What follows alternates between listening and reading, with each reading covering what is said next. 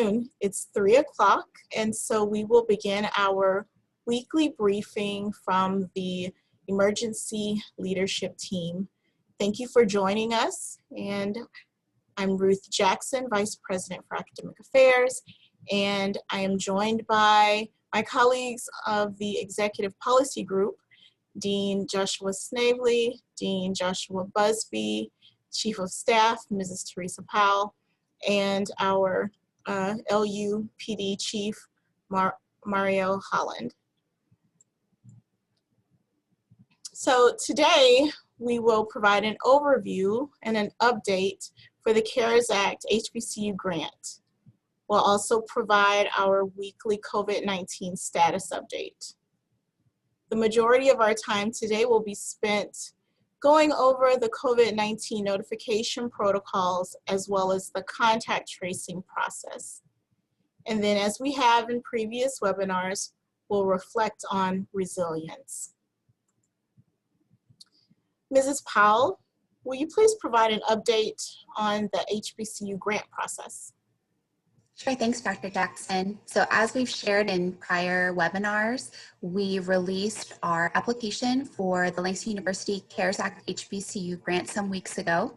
That application closed on Friday, September 25th, and we're pleased to report that we received over 1,000 applications for those grant funds that were received prior to the deadline. The committee has reviewed all of the applications and compared the applicant information with the federal guidelines that we follow according to the grant guidelines. We've determined that out of the 1,052 applicants, we have 841 eligible students that are eligible to receive funding through the grant. So we're excited for the opportunity that awaits those students. We are going to be sending notifications to the ineligible students this week. Those will go out via email, so students will be notified if they have been deemed ineligible based on the federal guidelines of the grant. And the committee will continue to review and make award decisions based upon the applications. Those reviews will continue through the month of October, and all applicants who are eligible for funding, they should plan to hear from the committee on or before October 23rd. And now we will hear from Dean Busby with an update on our COVID-19 case numbers. Dean Busby. Good afternoon, everybody. This week we are making a transition to using weekly increases and decreases rather than daily. This will give you all as stakeholders of our campus community who are joining this call a more holistic picture of the trends. And as you can see, if you don't know, for information purposes, the state does not track percentage increases by county, but we wanted to provide you this information to give you a better picture of the local situation. And so the total cases in the state of Oklahoma is up since last Monday, up just a little under 8% to right under 92,000. Our active cases in Oklahoma, you see some good news there, is down almost 5%. Our deaths are up 4.5% around the state of Oklahoma. And then you see for Logan County, 569 total cases, only 129 active cases, and the death has risen up to 1. Last week it was at 1, now it's up to 2. So that's why you see that percentage there. On our Langston University campuses, that's all of our campuses combined in the Langston University system, we have had 30 active cases to date, of which only 5 now are active. It's down. Last week we were at 7. This week we are down to 5 active cases on campus. And so now I'll turn it over to Dean Snavely, who will now share an overview of the steps involved in our notification and contact tracing efforts. Dean? Thanks, Dean Busby, and good afternoon, everyone. Yes, as we shared today's webinar, we'll cover these notification protocols and contact tracing process. So this lays out these basically in 5 steps is how we accomplish these 2 different areas of our efforts as an executive policy group and as an emergency leadership team. Step 1 is that notification. We'll go over that form in detail and how important it is. This is the first step and really critical for our work when these come in. And so just want to reiterate how important it is when you have something to notify us about, which Chief will talk about momentarily, that you do so immediately. After we receive a notification, then we convene a meeting of either the ELT or EPG. We then review the form, step 3, and create action items. Then from there flows our contact tracing process, and then we engage in a daily follow-up procedure. So I'll turn it over to Chief Holland to walk us through that first step. Chief? Thank you, Dean Snavely, and good afternoon, everyone. First, I'd like to begin with the notification process, which requires a notification to the emergency leadership team. First is a positive COVID-19 test. Second is experiencing symptoms of COVID-19. And third is if you are exposed to a person with a confirmed case of COVID-19. It is important to note that all 3 require the same notification protocols pertaining to the reporting guidelines surrounding COVID-19. Therefore, if you were to come in contact with someone who tested positive, then you would complete a notification form. If you experience any of the listed symptoms, you would complete a notification form. If you were to come in contact with someone who tested positive for COVID-19, or within 6 feet or less for 15 minutes or more without a face covering, then you would fill out a notification form. So a common theme here is you need to fill out the notification form because it is very important for contact tracing. So now I will turn it back to Mrs. Powell, and she will share additional information on where the notification form may be found. Thank you, Chief. Yes, so on our COVID-19 resource page, which hopefully you're all familiar with by now, we include a number of links on a left side toolbar that you'll find on the page. The very last link in the list of linked documents on that toolbar is the notification form. We've got a graphic there for you to help you easily navigate to that form as needed. Also on the screen, you'll see the image of the PDF that is brought up by clicking that link, and included in that form is actually a QR code. If you scan the QR code with your phone, it's very easy. It'll take you directly to the form so that you can complete that. So once again, visit our COVID-19 resource page, click the link that will take you to the notification form QR code, scan the QR code and complete the form from there. You can also find links to the form on the COVID-19 resource page directly. I'm going to move along to the second step in our process, which is the convening of our meetings. So as previously stated, the emergency leadership team and executive policy group meet twice daily. We have a standing 8:30 a.m. meeting each day with the full emergency leadership team as well as some advisory members. Each day, that is a topical meeting that changes from day to day where we focus on various topics that need our attention. Each day at 4:30 p.m., the emergency leadership team, along with the executive policy group, convene once more, typically inclusive of our health clinic staff, representatives from housing, and also representatives from student employee services. We meet each day at 4:30 p.m., and that is the time we really take to focus on the cases that we are monitoring. All of the active cases that we're monitoring and tracking throughout the university.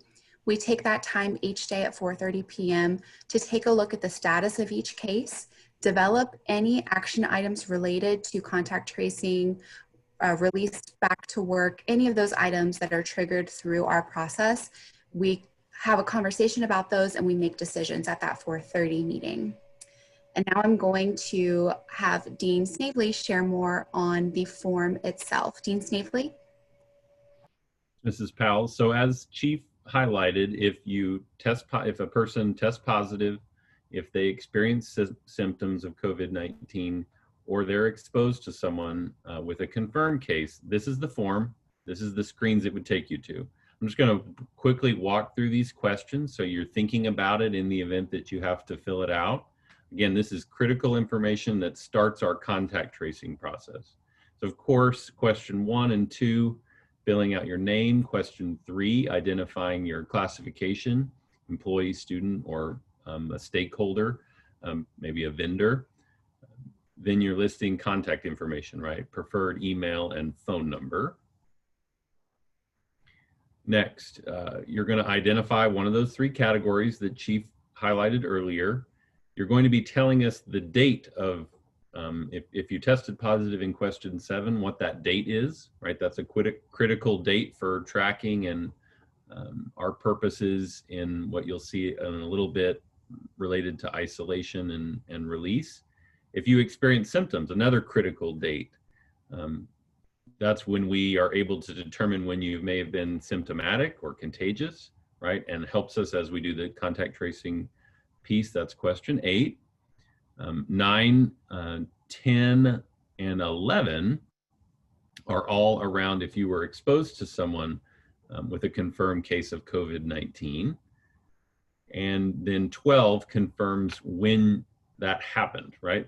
All of this is driven by dates. As you've seen in the news and as you watch these different cases unfold, the dates are really important.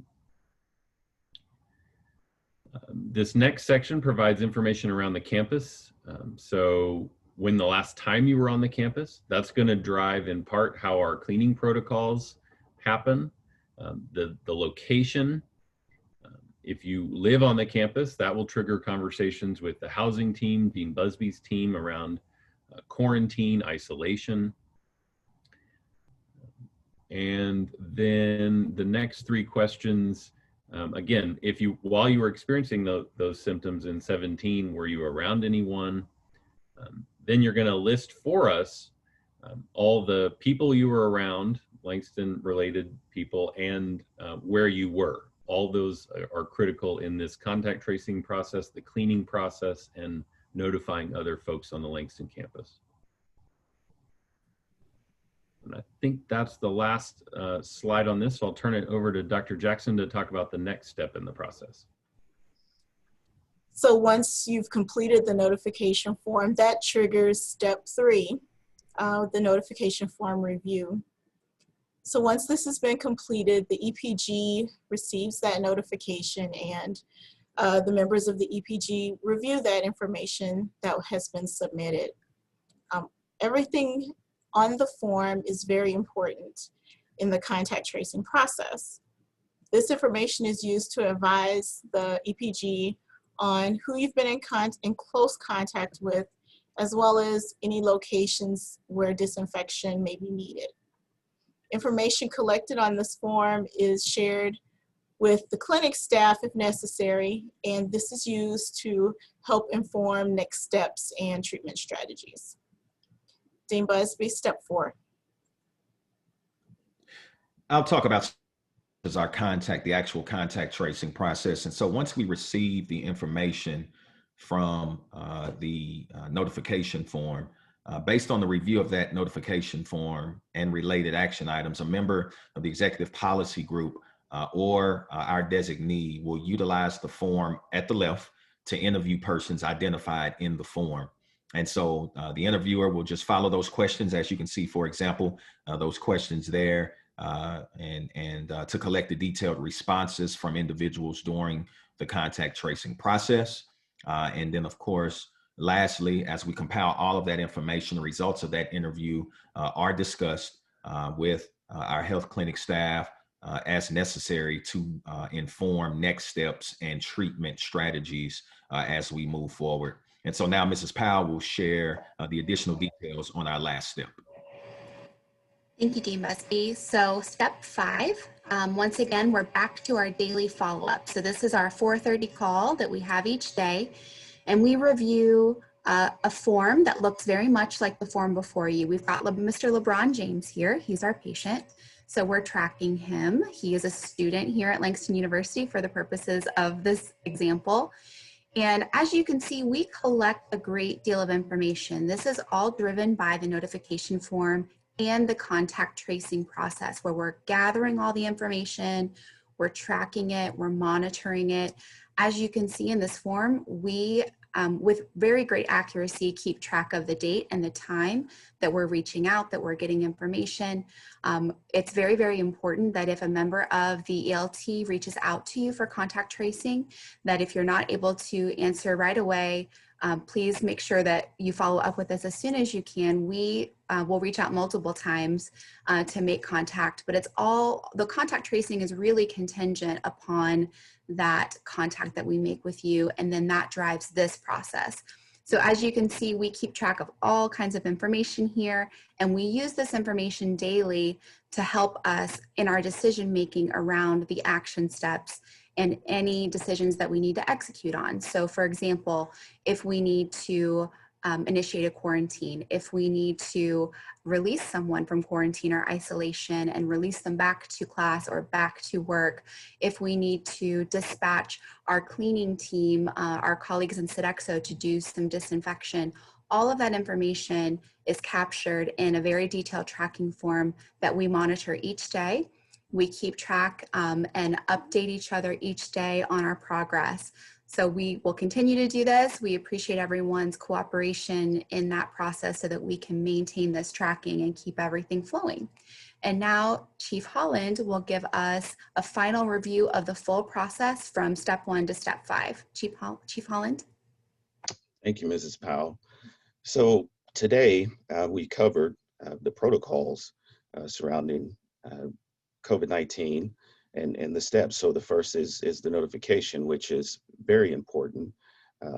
Filling out, once again, as if you come into contact, if you have symptoms, if you have been around someone that has confirmed positive with a COVID-19 case, it is very important for you to fill out that form and notify not only your supervisor, department head, faculty member, but you need to notify the emergency leadership team of that. Second is the meeting processes for the emergency leadership team and the executive policy group as well. What's important there are the specific meetings and briefings that takes place, the briefings and all the information gathering and briefings that take place, and the processes and the procedures that are conducted as well. The third step is the notification form review and creating the contact tracing action items. This is very important and essential. So therefore, it is an exhaustive process. So therefore, we can have accurate information whenever we receive it in order to be able to go into the contact tracing process. And so when we do the contact tracing process, it is very key that the information that you provide is accurate. So therefore we can mitigate any additional steps forward. So therefore what we're trying to do and accomplish is to create a safe environment for our community. And then we also finally is the daily follow-up, which is an ongoing effort to keep track, to ensure that we are following up. It's an ongoing, what I would call our continuity of operations pertaining to this pandemic, to cover and make sure that we hit each step 1 through 5. So it is important that you help us provide that information, so therefore we can reach out to each and every person that, unfortunately, if they happen to come in contact with this, that we can ensure that we are providing a service and we are being able to give them the proper information and guidelines as well surrounding this pandemic. So now I will hand it back to Dr. Jackson for a quick Q&A discussion. Thanks, Chief. So at this point in the webinar, we will pause and entertain any questions that you may have about the notification process or about the contact tracing process. So if you have questions, please feel free to put it in the chat or in the Q&A.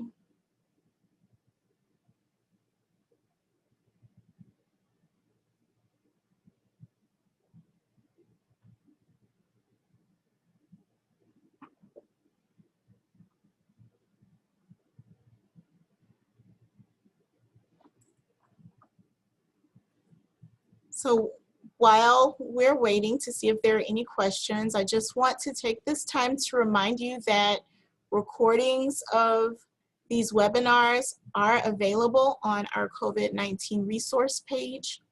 They will take you to the Langston University YouTube channel where they're also posted.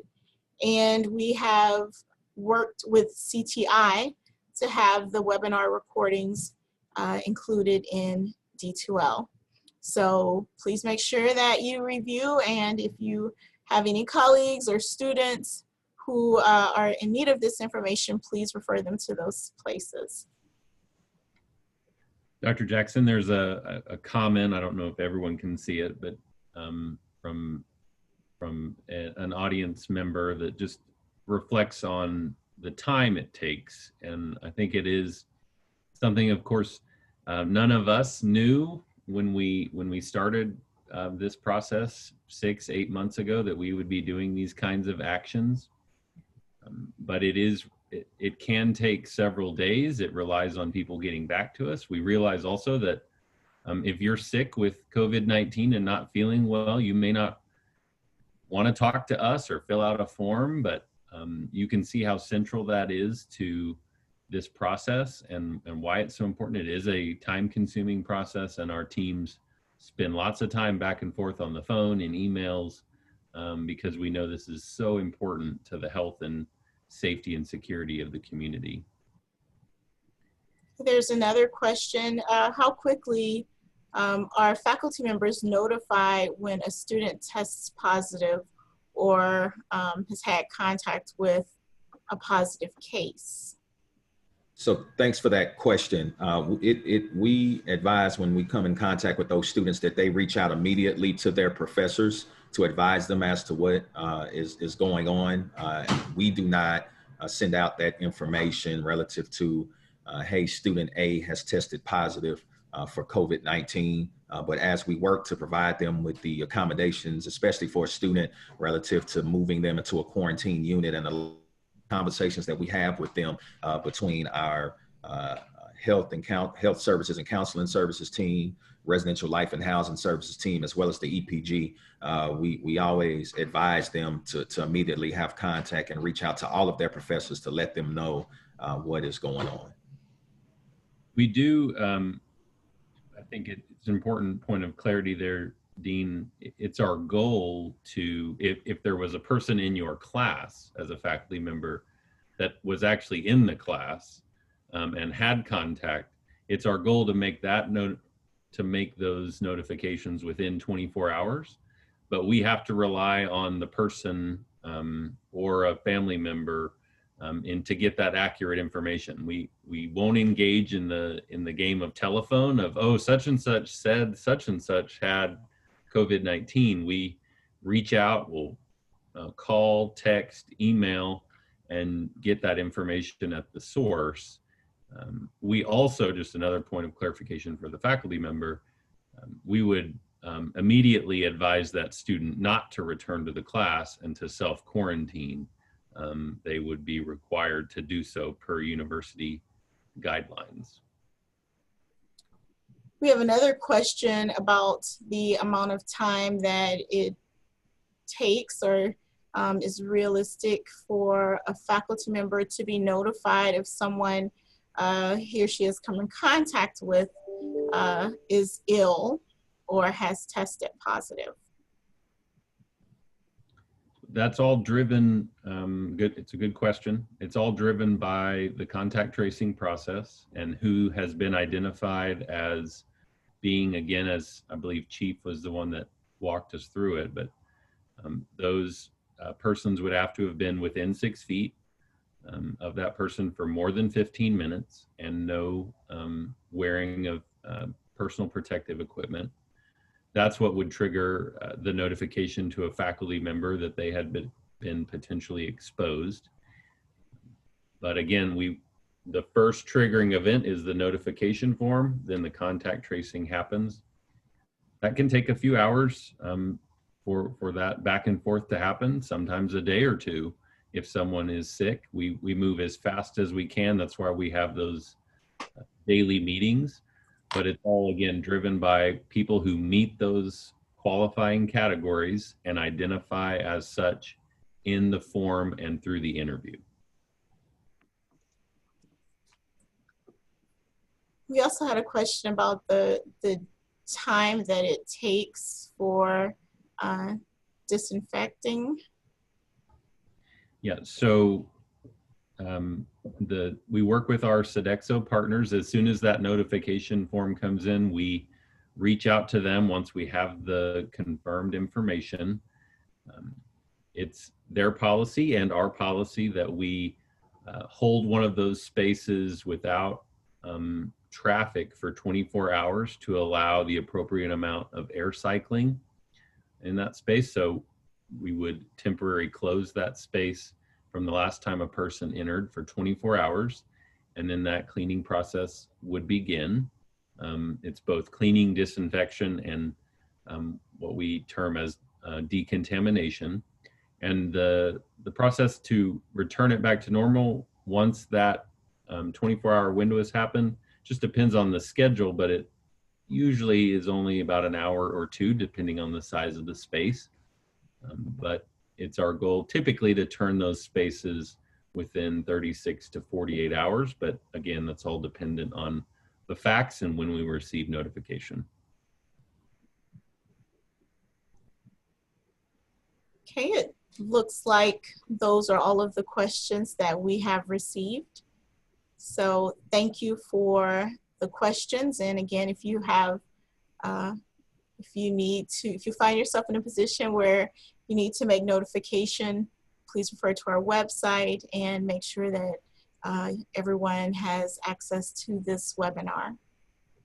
So as we have done in previous weeks, we will end this week's webinar by reflecting on resilience. Once again, Dean Busby will cover this section for us. Dean?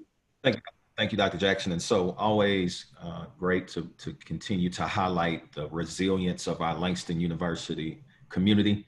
And this week I have the honor and pleasure of speaking about a special group. That's our counseling and health services staff. Of course, the counseling and health services department is located on the first floor, the entire first floor of University Women on the Langston campus. And these group of individuals, these ladies work hard every day, all day, and they essentially are on the front line. And so what we didn't speak holistically about, and picture there is our nurse practitioner, Ms.